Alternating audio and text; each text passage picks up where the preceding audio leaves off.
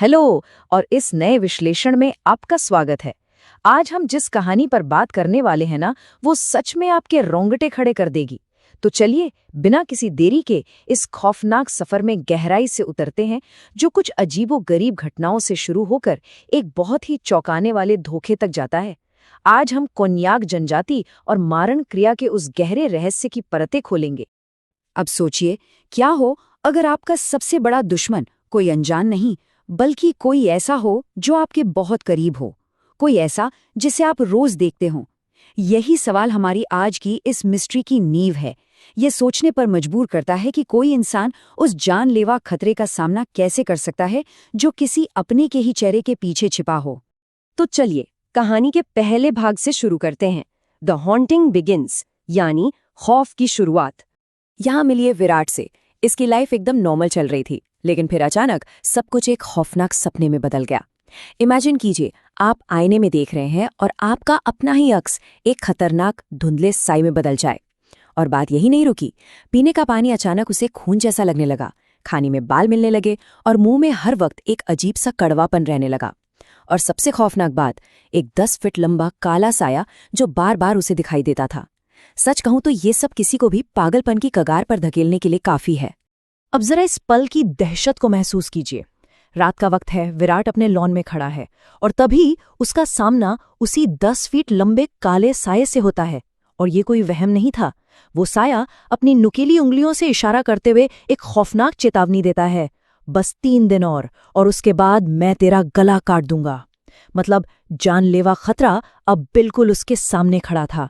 और यहीं से हम आते हैं दूसरे भाग पर, अ सुपरनैचुरल डायग्नोसिस। जाहिर है ऐसी हालत में कोई भी डॉक्टर के पास भागेगा। विराट ने भी वही किया, लेकिन यहाँ मॉडर्न मेडिकल साइंस पूरी तरह फेल हो गई। उसकी सारी रिपोर्ट्स एकदम नॉर्मल आईं, लेकिन डॉक्टर ने अपने तजुर्बे से जो बात कही वो सच में होश उड़ा देने वाली थी। डॉक्टर ने साफ कह दिया कि भाई, मेडिकल साइंस के पास इसका कोई जवाब नहीं है, तुम पे किसी ने काला जादू किया है। और उन्होंने उसे एक बहुत ही अजीब सी सलाह दी, मेघालय बॉर्डर के पास रहने वाले कोन्याक आदिवासियों को खोजने की, जो इस तरह की अजीबोगरीब चीजों का इलाज जानते हैं। अब घर पर क्या चल रहा था? घर का माहौल एकदम टेंशन से भरा हुआ था। एक तरफ विराट है जो बुरी तरह डरा हुआ है, हताश है और अपनी जान बचाने के लिए कोई भी उपाय करने को तैयार है। लेकिन दूसरी तरफ उसकी पत्नी मीरा इन सब बातों को सिरे से खारिज कर देती है। वो कहती है कि ये सब सिर्फ उसका वहम है और घर और बिजनेस संभालने का बहाना बनाकर विराट के साथ उस अनजान सफर पर जाने से साफ इनकार कर देती है। यहाँ से कहानी एक नया मोड़ लेती है। भाग 3, इनटू द अननोन, एक अनजान सफर। विराट अब अकेला है और वो अपनी जान बचाने की आखिरी उम्मीद में निकल पड़ता है भारत म्यांमार बॉर्डर के पास उन घने खौफनाक जंगलों में। अब इस घटनाक्रम को देखिए। सबसे पहले विराट की कार गहरे कीचड़ में फंस जाती है।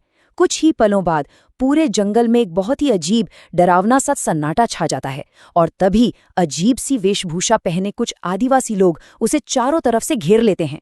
इससे पहले कि विराट कुछ समझ पाता, पलक झपकते ही उसकी गर्दन पर एक जहरीला डांट आकर लगता है और वो वहीं बेहोश हो जाता है। जब विराट को होश आता है तब उसके सामने जो सच खुलता है ना, वो सच में भयानक है। कबीले का सरदार विराट की कलाई पर बंधा एक कड़ा देखता है। ये कड़ा विराट को उसके सबसे अच्छे दोस्त बलराज ने दिया था। सरदार तुरंत पहचान लेता है कि इसी कड़े पर की गई है मारण क्रिया। ये कोई मामूली चीज नहीं है, ये एक बेहद घातक और जानलेवा काला जादू है जिसका सिर्फ एक ही मकसद होता है, किसी इंसान को तड़पा तड़पाकर मौत के घाट उतारना। अब हम पहुंचते हैं इस विश्लेषण के सबसे अहम और इंटेंस हिस्से पर। भाग 4, द कोन्याक ट्राइब रिचुअल। उस घने जंगल के बिल्कुल बीचों बीच इस अनदेखी बुराई से लड़ने का अनुष्ठान शुरू होता है। आप देख सकते हैं कि ये प्रक्रिया कितनी जटिल है। सबसे पहले आटे से बने एक गुड्डे के माथे पर एक काले रंग का निशान बनाया जाता है। फिर उस गुड्डे में बड़ी बेदर्दी से सुइयां चुभोई जाती हैं। इसके बाद उस गुड्डे के हाथ पैर मरोड़े जाते हैं ताकि जिसने भी ये जादू किया है उसे भी ठीक वैसा ही दर्द महसूस हो। फिर उस गुड्डे को चींटियों के झुंड के बीच छोड़ दिया जाता है और आखिर में वो शापित कड़ा देवी के चरणों में अर्पित कर दिया जाता है। ये बेसिकली उस काले जादू पर पलटवार करने का एक बेहद ताकतवर तरीका था। और पता है, ये अनुष्ठान सच में काम कर जाता है। विराट के आसपास छाया हुआ वो भारी खौफनाक अंधेरा अचानक छटने लगता है। वो 10 फीट का डरावना साया हमेशा के लिए गायब हो जाता है।